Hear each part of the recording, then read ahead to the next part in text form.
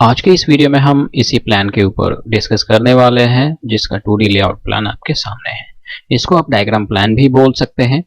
तो सबसे पहले हम बात करते हैं अपने प्लॉट साइज की। तो प्लॉट साइज हमारा 30 बाई 30 का है, जिसको हमने डिजाइन किया है 4 बेडरूम के हिसाब से। और इसमें आपको मिनिमम वास्तु देखने को मिलेगा, क्योंकि मैक्सिमम आप एक्सपेक्ट नहीं कर सकते, क्योंकि ऑलरेडी हमने इसको 4 बेडरूम के हिसाब से डिजाइन किया है, जिसका स्क्वायर फीट एरिया बनता है 900 स्क्वायर फीट। और इस वीडियो में जो डिटेल होगी वो इसमें होगा आपका 2D plan, 3D plan plus सारे साइजेस कि रूम का हमने क्या क्या साइज लिया हुआ है, किचन का क्या साइज है, प्लस इसकी एक फ्लोर की कॉस्टिंग हम आपको बताने वाले हैं, प्लस इसका 3D एलिवेशन डिजाइन भी हम आपको दिखाएंगे, प्लस इसमें आपको जो कॉलम प्लेसमेंट होगी इस प्लान में वो भी आपको दिखने को मिलेगा, प्लस उसका साइज भी। तो इतनी सारी चीजें आपको इस वीडियो के अंदर देखने को मिलती है। प्लस आप 4 बेडरूम के हिसाब से और भी प्लान देखना चाहते हैं तो हमारे चैनल पे कम से कम 4 या 5 ऑप्शन अवेलेबल है, सेम साइज और 4 बेडरूम के हिसाब से अलग अलग डिजाइन में। वो भी आप हमारे चैनल पे विजिट करके वो वीडियोस देख सकते हैं। प्लस आप ये भी देखेंगे कि सबसे पहले जो हमने वीडियो शेयर किया था 4 बेडरूम के हिसाब से वो हमारे चैनल पे ही अपलोड हुआ था। तो ये सारी डिटेल आपको हमारे चैनल पे देखने को मिलेगी। प्लस कम से कम साइज में भी हमने अपलोड किया है जो कि 25 बाई 25 का है, उसमें भी हमने 4 बेडरूम दिया हुआ है। वो भी वीडियो अगर आप चाहें तो देख सकते हैं। ये हमारा 3D फ्रंट एलिवेशन डिजाइन है, जिसको हमने कुछ इस तरीके से डिजाइन किया है। तो चलिए एक बार हम इसको देख लेते हैं, थोड़ी सी डिटेलिंग। ये हमारा घर का मेन गेट एंट्रेंस है और यहाँ पे हमने एक सिंगल पल्ले में इसकी एंट्री गेट दी हुई है।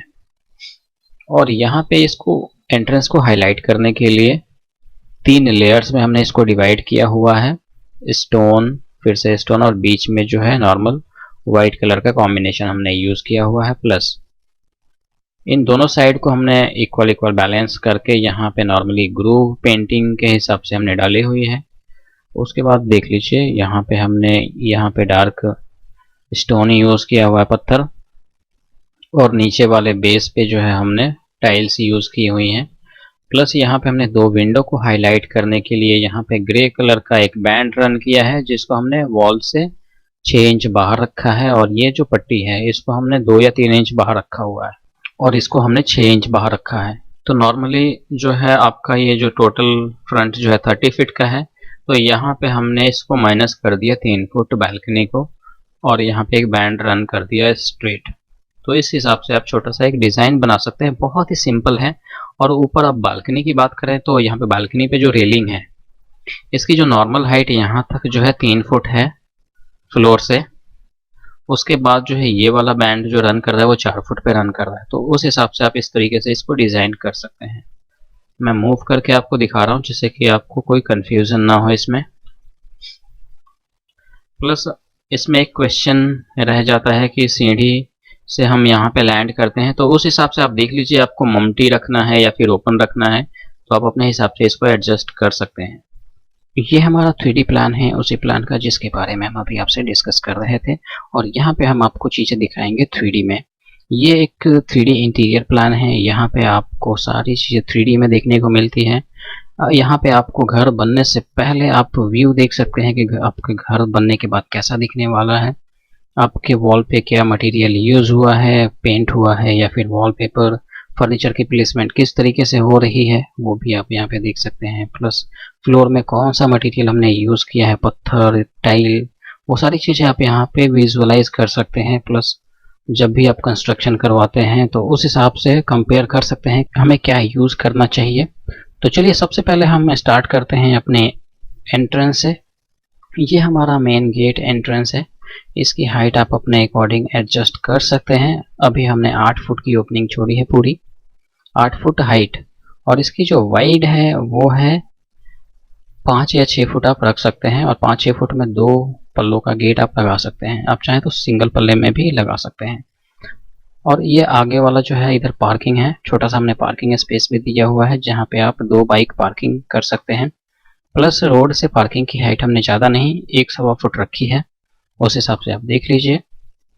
उसके बाद जैसे ही हम घर के अंदर एंटर होते हैं तो वहाँ पे जो पार्किंग का एरिया है उसका साइज मैं आपको सबसे पहले बताने वाला हूँ। 7 फुट 9 इंच चौड़ाई है इस वॉल से लेके इस वॉल से लेके इस वॉल तक जो है 7 फुट 9 इंच है, और ये जो पूरी लेंथ है वो यहाँ से लेके इस वॉल से लेके पूरी इस एंड तक 12 फुट है। तो ये काफ़ी अच्छा स्पेस है, यहाँ पे आप 2 बाइक आराम से लगा सकते हैं। प्लस यहीं से आपकी एंट्रेंस जा रही है फर्स्ट फ्लोर के लिए। इस सीढ़ी की जो चौड़ाई है वो 3 फुट है, और इस फ्लोर की जो हाइट होगी वो 11 और 12 ये दोनों हाइट आप रख सकते हैं, और उस हिसाब से आप जो ये स्टेप देंगे वो आप दे सकते हैं 19 या फिर 21। ट्रेड का जो साइज होगा वो 10 इंच होगा। और राइजर की बात करें तो राइजर 2 चीज़ों पे डिपेंड करता है। पहली जो है आपकी फ्लोर हाइट कितनी रखनी है, 11 या फिर 12, और दूसरी जो है आपको कितने स्टेप रखने हैं, 19, 21 या फिर 23। तो इस हिसाब से आपको ये दोनों चीज़ें डिसाइड करके आपको उससे डिवाइड करना होगा, तो आपका राइजर हाइट निकल जाएगा। उसके बाद हम बात करते हैं अपने मेन एंट्रेंस की। घर का जो मेन एंट्रेंस है वो ये है, और इसकी जो चौड़ाई है दरवाजे की वो 3.5 फुट है। हाइट आप 8 फुट रख सकते हैं नॉर्मल। उसके बाद आता है हमारा लॉबी एरिया।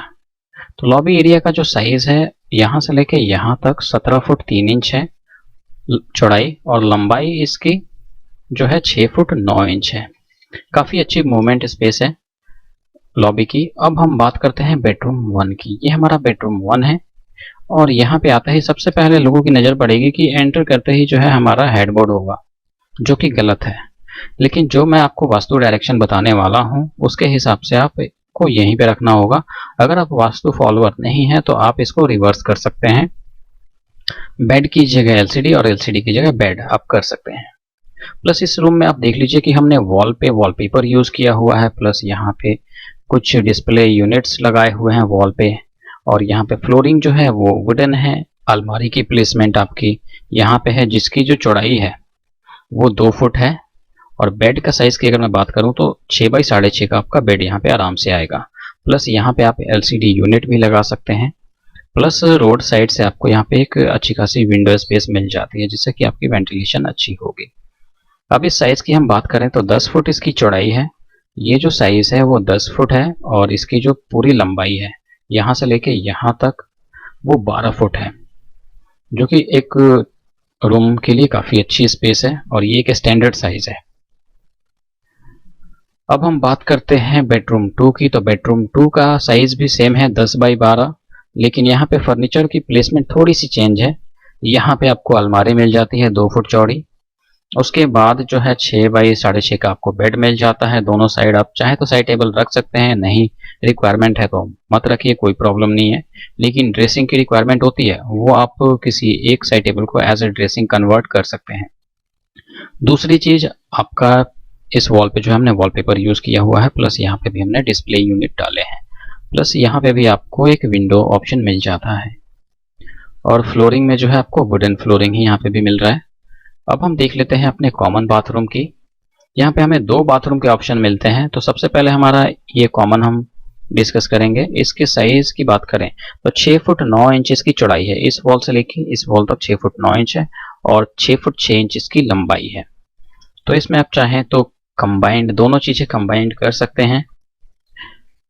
ये आपका वास्तु के हिसाब से प्लेसमेंट इसका सही है। और हाँ, वास्तु की फेसिंग बताना मैं भूल गया। वास्तु की जो फेसिंग होगी वो वेस्ट फेसिंग होगी। दोबारा से सुन लीजिए, इसकी जो फेसिंग होगी वो वेस्ट फेसिंग वास्तु के हिसाब से आप 4 बेडरूम बना सकते हैं, मिनिमम वास्तु के हिसाब से। इसमें आपको मैक्सिमम नहीं मिलने वाला।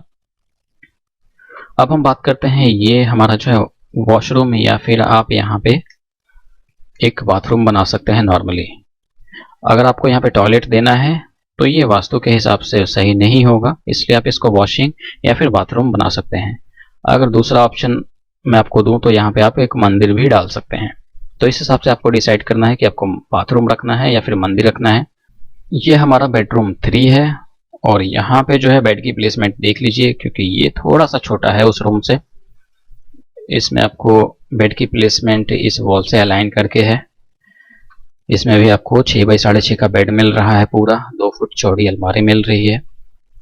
इसको हमने अलाइन इसलिए किया ताकि आपको यहाँ पे मूवमेंट स्पेस ज़्यादा मिल सके, क्योंकि इस बेडरूम की जो चौड़ाई है वो 11.5 फुट है।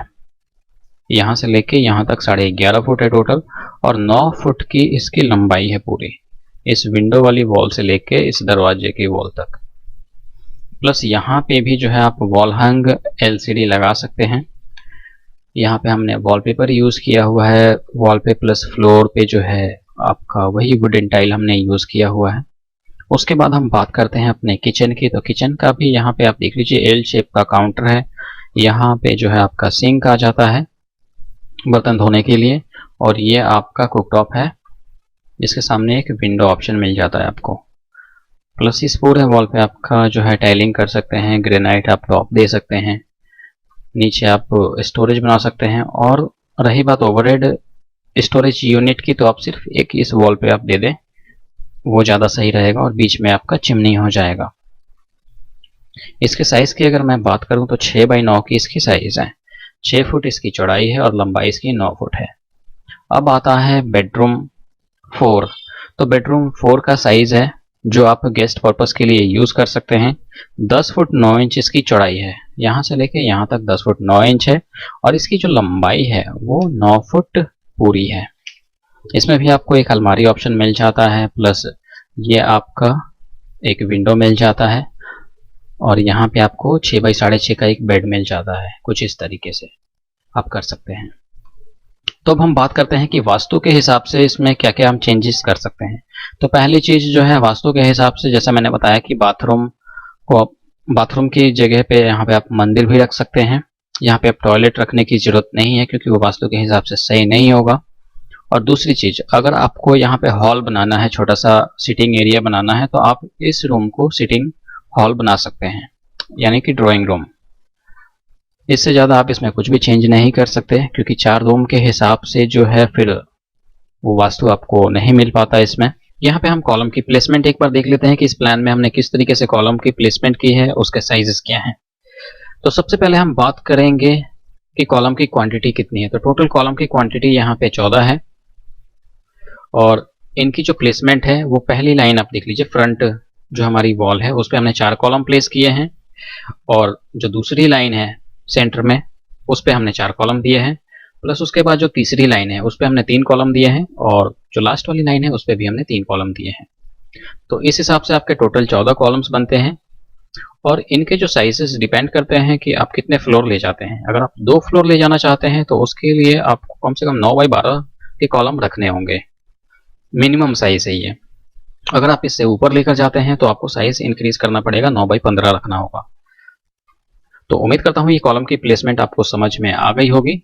अब हम एक बार देख लेते हैं कि इसकी ग्राउंड फ्लोर की कंस्ट्रक्शन कॉस्ट कितनी आएगी। अगर आप इस मैप के हिसाब से अगर घर बनाना चाहते हैं तो आपकी कंस्ट्रक्शन कॉस्ट कितनी आएगी, वो होगी आपकी कम से कम 15 लाख एक फ्लोर में। और उस 15 लाख में क्या क्या इंक्लूड होगा वो भी आप एक बार देख लीजिए।